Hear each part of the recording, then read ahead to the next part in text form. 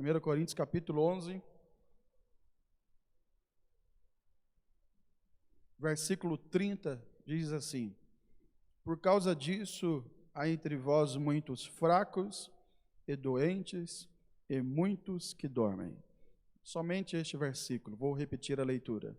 Por causa disso, há entre vós muitos fracos e doentes, e muitos que dormem. Eu peço perdão aos pregadores, é muito bom ouvir alguém pregando, mas como pastor, principalmente num culto de Santa Ceia, o Senhor sempre nos cobra, essa responsabilidade de trazer uma palavra pastoral, de orientação, para que a igreja continue caminhando nos trilhos da vontade do Senhor. O pregador, que não tem a responsabilidade de pastorear, ele apenas entrega a mensagem e amém. O pastor, ele precisa acompanhar o desenvolvimento da igreja, o que está acontecendo, como a igreja está reagindo às diversas situações, e por isso somos mais cobrados. E este texto é o texto, podemos dizer, oficial da Santa Ceia, e já falei sobre ele em várias ocasiões, mas sempre que lemos esse texto, a gente encontra uma perspectiva diferente daquela que falamos anteriormente. E eu quero falar com os irmãos hoje sobre os 4 tipos de crentes que eventualmente, não é que existam, mas eventualmente podem existir dentro da igreja.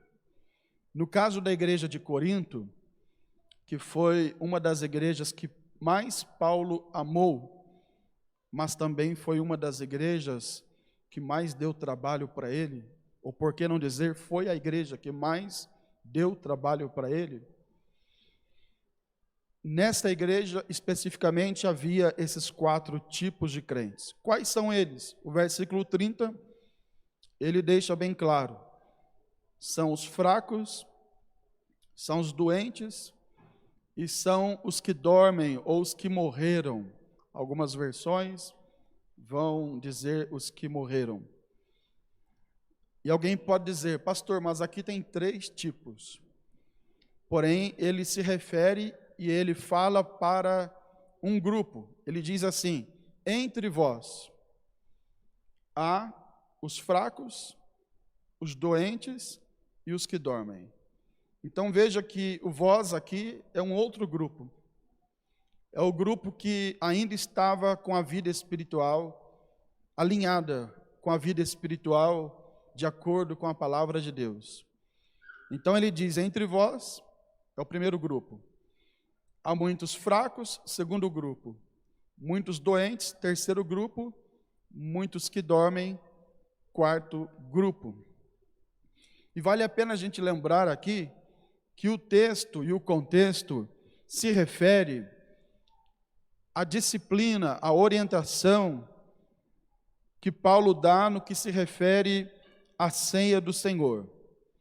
Quando ele fala da ceia do Senhor, ele diz lá no versículo 17, se você quiser olhar, está aí escrito, nisto, porém, que vou dizer-vos, não vos louvo, porquanto vos ajuntais, não para melhor, senão para pior.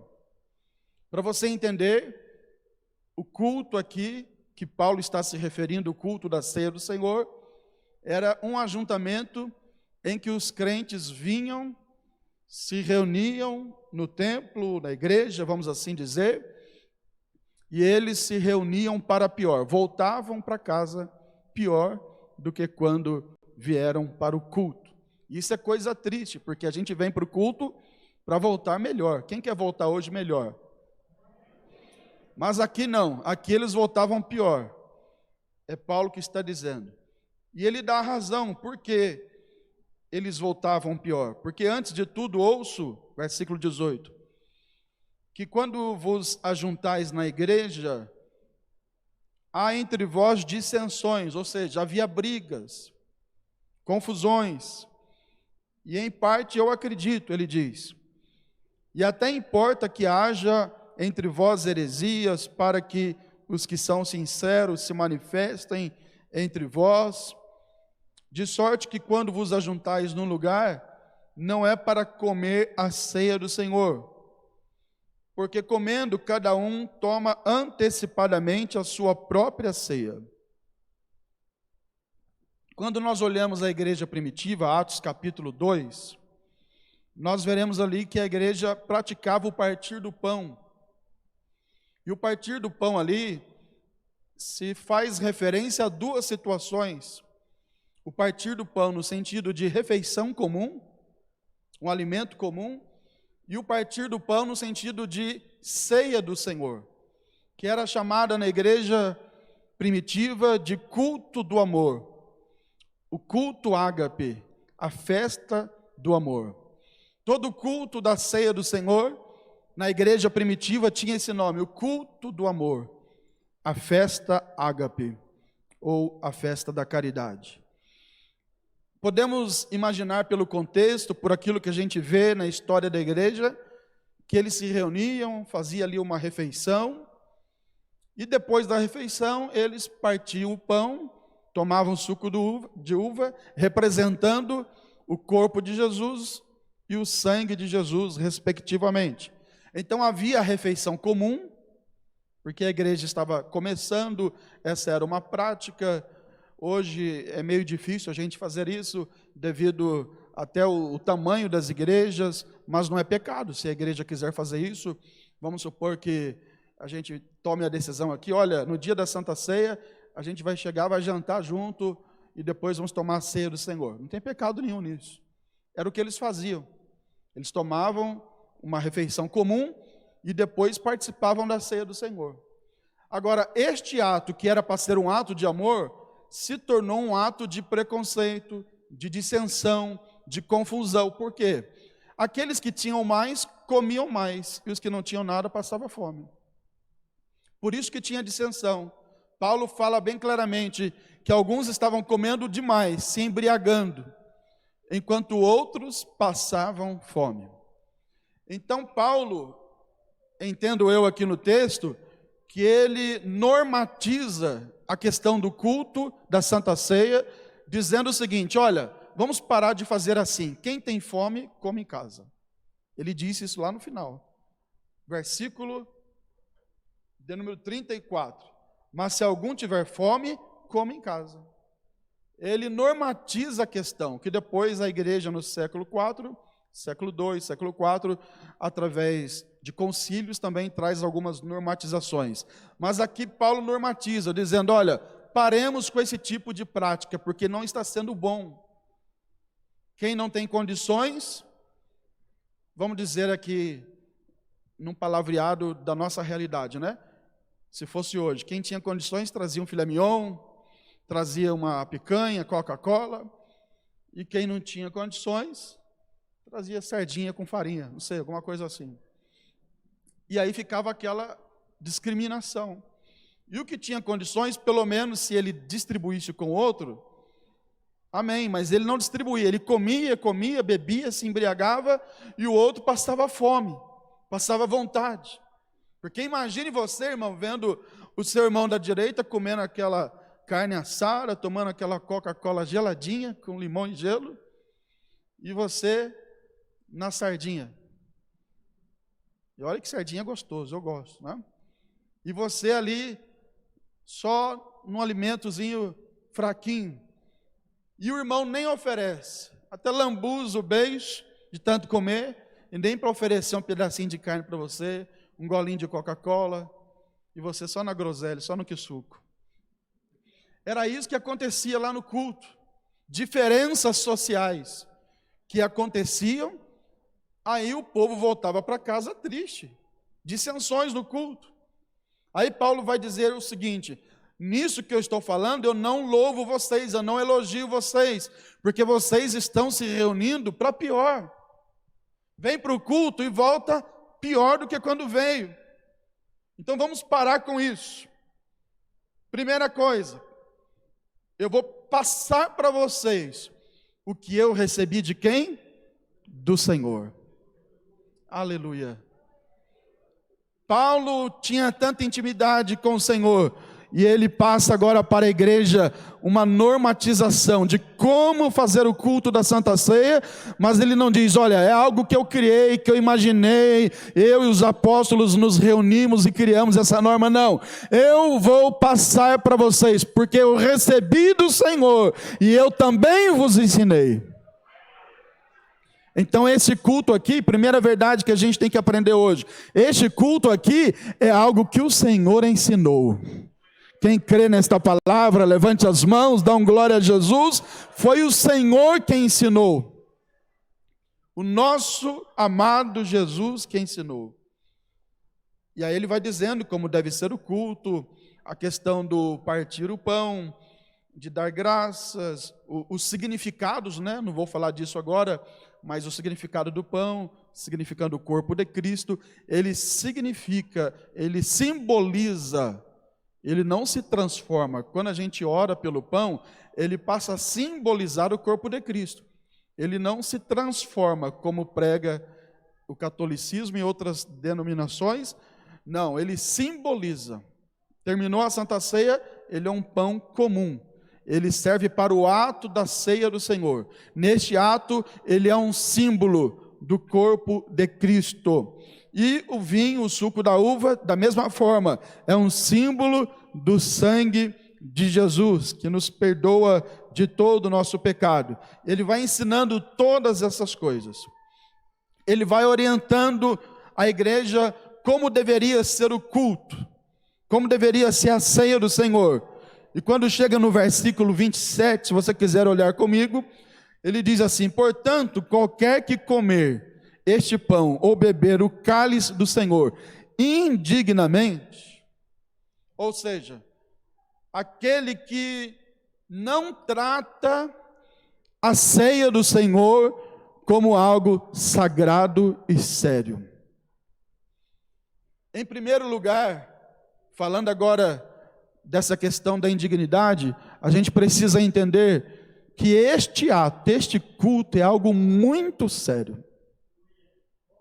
Eu vou repetir, este ato, este culto, que nós vamos fazer agora, o ato de pegar o pão, participarmos, comermos, o ato de pegarmos o cálice, é muito, não é sério, é muito sério. É por isso que deve ser feito com dignidade, porque se nós não fizermos com dignidade, com seriedade, entendendo que o ritual é sério, é sagrado, nós seremos culpados do corpo e do sangue do Senhor. Cada um que está aqui, cada membro batizado por imersão em nome do Pai, do Filho e do Espírito Santo, deve tratar este ato, este culto, com seriedade extrema. Pastor, mas todo culto a gente não deve tratar assim? Sim, todo culto a gente deve valorizar, mas o culto da ceia do Senhor é a mais. É mais valor, é mais dignidade, porque é algo que nos leva lá para o sacrifício. A nossa mente, a nossa memória vai lá para o sacrifício que Jesus fez na cruz do Calvário, morrendo em meu, em seu lugar. Então eu tenho uma palavra de Deus ao seu coração: aproveite cada segundo, cada minuto deste culto, valorize este culto. Aleluia. Tem que parar com esse negócio. Eu vou lá no culto da ceia. Não, eu vou no culto da ceia do Senhor. Ou eu vou no culto da Santa Ceia. Vou lá comer um pedacinho de pão. Não, eu vou comer o pão que foi consagrado e simboliza, representa o corpo do meu Senhor.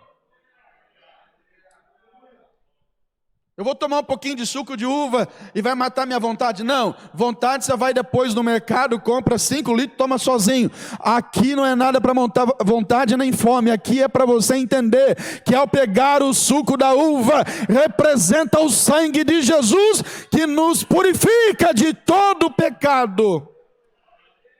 Aleluia! Por isso que ele diz, no versículo 28, examine-se, pois, o homem a si mesmo. Não é o diácono que vai te examinar. O diácono não tem esse poder de chegar e examinar quem pode e quem não pode. Ele vai distribuir. É você que vai olhar para você mesmo, vai se examinar, um exame introspectivo, e vai olhar e vai dizer, eu posso participar da ceia do Senhor. Olha só, examine-se, pois, o homem a si mesmo, e assim coma deste pão e beba deste cálice. Porque o exame aqui é você olhar com detalhes e ver se há alguma coisa que lhe impede, e se houver, peça perdão, porque Jesus, ainda a porta da graça está aberta para perdoar. Chegará o dia que a porta vai se fechar, mas a porta da graça ainda está aberta para perdoar os nossos pecados. E participe deste pão e beba deste cálice, porque o que come, aí ele repete, olha a importância do ato, o que come e bebe indignamente, come e bebe para a sua própria condenação. Aqui nós aprendemos que nós temos um Deus que age e interage com o seu povo. Porque a doutrina deísta, com D de dado, é uma doutrina que ensina que Deus criou todas as coisas e foi embora para longe do mundo e deixou aqui os homens ao seu bel prazer e cada um faz o que achar melhor. Essa é a doutrina deísta, ela prega que Deus não interage com o homem, que Deus não interfere nas ações humanas. Mas nós não cremos nessa doutrina. A doutrina que nós cremos é ateísta. Deus criou todas as coisas e Ele interage com o homem. Ele interage abençoando, galardoando, Ele interage abrindo portas, batizando com o Espírito Santo, Ele interage curando enfermidades, Ele interage abrindo porta de trabalho, Ele interage renovando, restaurando, Ele interage de todas as formas possíveis para o bem do seu povo. Só que tem um detalhe, Ele interage também para disciplinar, Ele interage também para corrigir, Ele interage também para puxar a nossa orelha. E aqui ele está dizendo, o que come e bebe indignamente, come e bebe para a sua própria condenação. Ou seja, será condenado. Aqui não é a condenação eterna, irmãos. Não podemos misturar isso aqui e achar que isso aqui é a condenação para o inferno. Pode ser, se a pessoa não se corrigir e se apostatar da fé, conforme diz Hebreus capítulo 6 e o versículo 6. Mas aqui uma condenação, uma sentença que Deus dá, que ela é momentânea, que é como se fosse um aviso, olha, você está com este aviso, essa sentença, ainda há tempo de você se corrigir. Então ele diz, come e bebe para a sua própria condenação, não discernindo, não analisando, não tendo em mente o que é o corpo do Senhor. Ou seja, ele trata o corpo do Senhor de qualquer maneira, ele trata a igreja de qualquer maneira, ele trata as coisas de Deus com zombaria, com críticas. Esses dias eu estava no culto, eu até comentei com a minha esposa, de uma determinada pessoa que vem ao culto, e ela, todas as vezes que vem ao culto, claro que eu não vou falar o nome aqui, não é questão disso, é uma pessoa que nós queremos o bem, mas todas as vezes que vem o culto, trata o culto, trata a mensagem, trata os louvores, quem toca, quem prega, quem canta, trata com zombaria.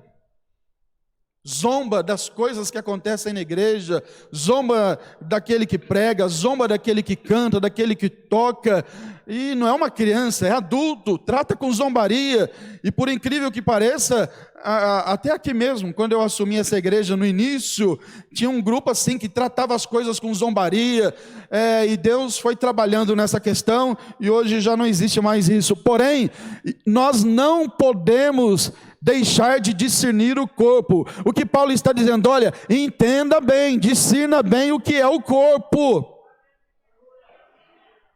Entenda bem que você está lidando com o corpo do Senhor, com a igreja do Senhor. Você não está lidando com coisas suas, você não está lidando com a sua casa, você não está lidando com o seu trabalho, o seu emprego, você está lidando com o corpo do Senhor. Então discirna bem o que é isto aqui. Isso aqui é um ambiente muito sério, sagrado. Aleluia, quantos creem que aqui é um ambiente sagrado, sério, sacro, e que deve ser respeitado, desde uma cadeira até um microfone, um instrumento, as pessoas, quem prega, quem canta, tudo aqui é consagrado ao Senhor. Levante as duas mãos para o alto e dê um glória ao nome do Senhor, e diga: Senhor, eu quero aprender cada vez mais a respeitar aquilo que é teu.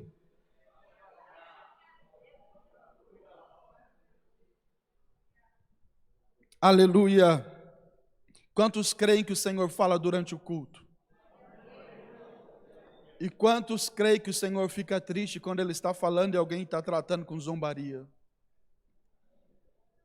Quando a gente reúne aqui a mesa do Senhor, cerca a mesa do Senhor e alguém não entende o que está fazendo. Em nome de Jesus eu suplico, eu rogo-vos, vamos entender que isso aqui é coisa séria. Aleluia, o Senhor está neste lugar, e quando a gente voltar a ter mais temor, a Bíblia diz que lá na igreja primitiva, em toda a alma havia temor. Quando a gente voltar a ter mais temor, Deus vai nos abençoar mais.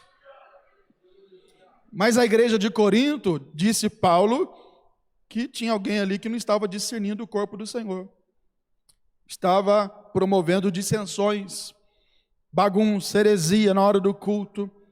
E agora eu vou concluir. Eu apenas resumi o que estava acontecendo. Aí ele diz assim, por causa disso, ou seja, por isso que eu falei, porque tem gente que não respeita, tem gente que causa dissensões, tem gente que causa heresia, tem gente que não discerne bem o corpo do Senhor, tem gente que não discerne bem este ato, não tem o ato como sagrado. Por causa de tudo isso, o que está acontecendo no meio de vós? O vós aqui eram os crentes que ainda estavam crentes, firmes. Aí ele diz assim, por causa de tudo isso, no meio de vós tem gente fraca. Sabe o que vai acontecendo? A igreja vai enfraquecendo. A igreja vai perdendo o seu vigor. Porque a igreja perdeu o temor. Os crentes perderam o temor. Já não se discerne o que é a ceia do Senhor. Já não se valoriza mais o culto do Senhor, ou o culto ao Senhor. Então começa a enfraquecer. Aí você pergunta, cadê aquele irmão que cantava com tanta alegria, que pregava com tanta ousadia? Ele está meio fraco na fé. Ele está meio enfraquecido na fé. Ele até vem na igreja, mas não se envolve muito. Mas antes era cheio de fervor, de poder do alto, de unção, mas ele vai enfraquecendo. E a gente tem que ver que às vezes a causa do enfraquecimento é isso aqui. A gente deixa de valorizar as coisas de Deus. Mas aqui é um povo nesta noite que ama as coisas do Senhor. E se alguém está fraco, a vitamina do céu está aqui. Quem trouxe a vitamina? Levanta ela aí um pouquinho. A vitamina do céu está aqui. Aleluia, vai recebendo o remédio, a vitamina, e você sairá daqui fortalecido. Os que esperam no Senhor renovarão as suas forças, diz lá Isaías capítulo 40, receba a força do Senhor aí nesta noite, através da palavra, através do Espírito Santo. Abra o seu coração e a sua mente, e seja fortalecido pela presença do Senhor. Quanto tempo você não glorifica mais? Quanto tempo você não fala mais em línguas? Quanto tempo você não chora mais na presença do Senhor? Mas Deus marcou este dia para te renovar, te fortalecer. E ele diz mais, muitos fracos e doentes. Veja que primeiro é fraco e vai piorando, né? Depois vem doente. doente espiritual. E o doente, uma das coisas que caracteriza um doente é que ele não recebe mais a comida, o alimento. Tem alguns que perdem até o gosto, né? Ah, não estou conseguindo comer, tá, estou sem gosto. Está sem gosto o alimento. Não quero comer mais. Aí vai emagrecendo, porque está doente. Daqui a pouco não consegue nem andar. Tudo isso que eu estou falando é espiritualmente. Tem gente que às vezes espiritualmente já passou da fraqueza para a doença. Aí ele não recebe nem a comida mais. Ele ouve, assiste, gosta de tudo, mas quando é a hora da palavra, não recebe. Na hora da palavra, prefere ficar no zap. Na hora da palavra, vai para o corredor da igreja. Mas não é diácono, não, é porque quer ficar lá batendo papo. Esses dias, eu fui numa sorveteria, e lá tem uma pessoa que trabalha, que de vez em quando vem aqui no culto, e ela falou assim, eu gosto muito daquela igreja, gosto muito da orquestra, elogiou a orquestra, gosto muito dos louvores, mas posso fazer um comentário? Falei, pode. Eu sentei ali, onde está a irmã Cecília, eu sentei ali perto da porta, e o senhor estava pregando, mas eu não conseguia nem prestar atenção, porque tinha um grupo de jovens lá no bebedouro, que estava falando mais alto do que a mensagem que o senhor estava pregando. Eu fiquei com uma vergonha. Eu disse, às vezes acontece isso mesmo, tal, aparece alguém na igreja assim. Mas escute, hoje a mensagem é meio Giló. Nós queremos melhorar, sim ou não? Queremos voltar melhores para casa, sim ou não? Então vamos mudar as nossas atitudes? Quem quer melhorar na presença do Senhor? Aleluia, o Senhor está aqui dizendo, eu quero que você melhore. Então o doente não recebe mais a palavra, o doente daqui a pouco não consegue mais andar, aí não vem mais para o culto, não vem mais para a ceia do Senhor, e não estou falando daqueles que estão impedidos por causa da pandemia, estou falando em condições normais, não vem mais para o trabalho, não vem mais para as orações, para o culto de doutrina, para a escola dominical. E o pior é que às vezes até é obreiro. Tem obreiro, irmãos, que você precisa ficar empurrando igual se fosse novo convertido. Eu disse hoje à tarde aqui para os obreiros que há um desgaste muito grande para o pastor, porque segundo algumas pesquisas, 70% do tempo do pastor é com os próprios crentes e obreiros. Ao invés de pregar a palavra, ele tem que ficar empurrando alguém. Não, vamos sim, adulando. Vamos lá, meu irmãozinho, vamos lá. Acho que eu vou fazer um chocolate lá para você tomar depois do culto. Eu vou te dar uma pipoca. Tem que ficar assim, prometendo alguma coisa para a pessoa vir na igreja. Meus irmãos, se você está fraco, está doente, o Senhor te diz nesta noite, seja curado, receba a fortaleza do Espírito Santo na sua vida. É tempo de caminhar.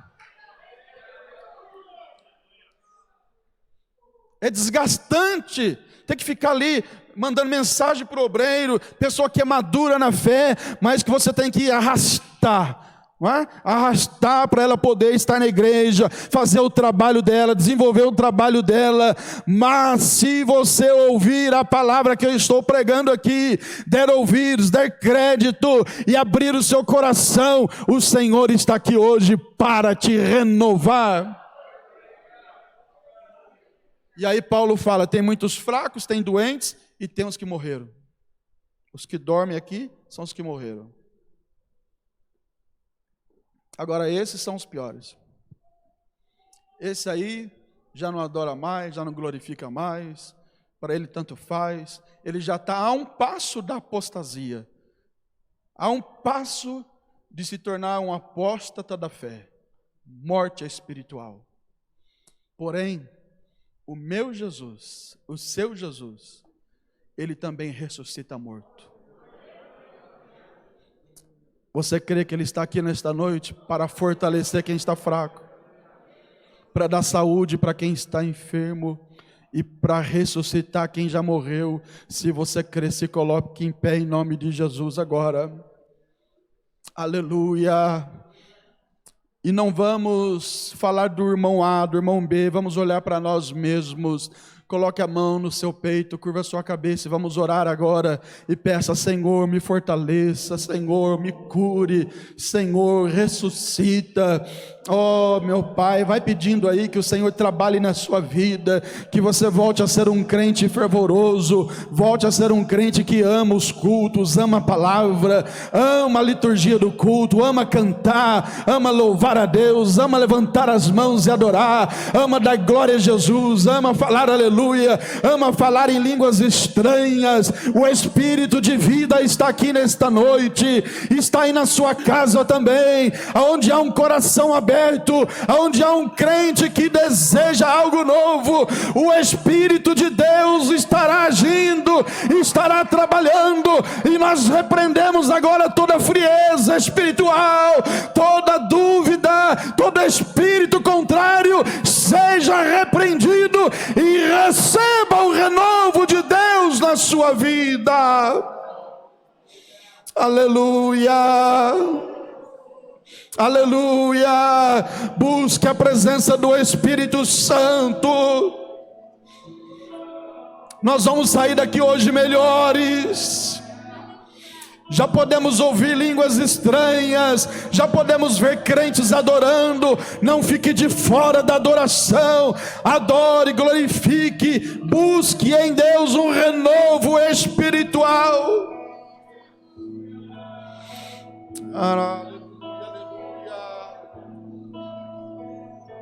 Ré maior. Enquanto os diáconos se preparam, os obreiros, coordenados aí pelo pastor Gonçalves, se preparam também para servirmos a ceia. Vamos cantar um corinho que tem tudo a ver com isso que eu falei. Renova-me, Senhor Jesus.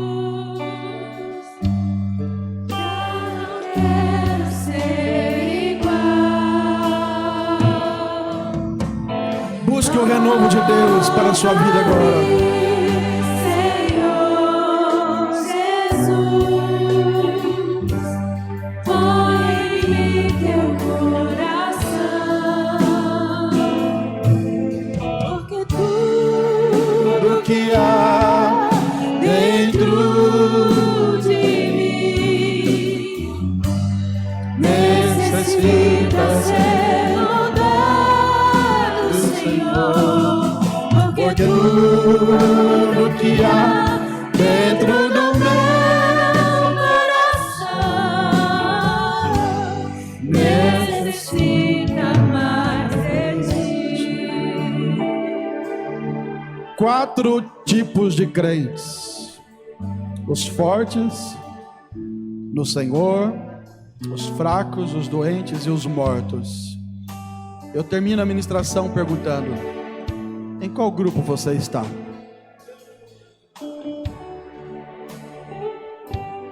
Se tem alguém no grupo dos fortes, manifeste isso agora. Mas eu tenho uma palavra profética nesta noite.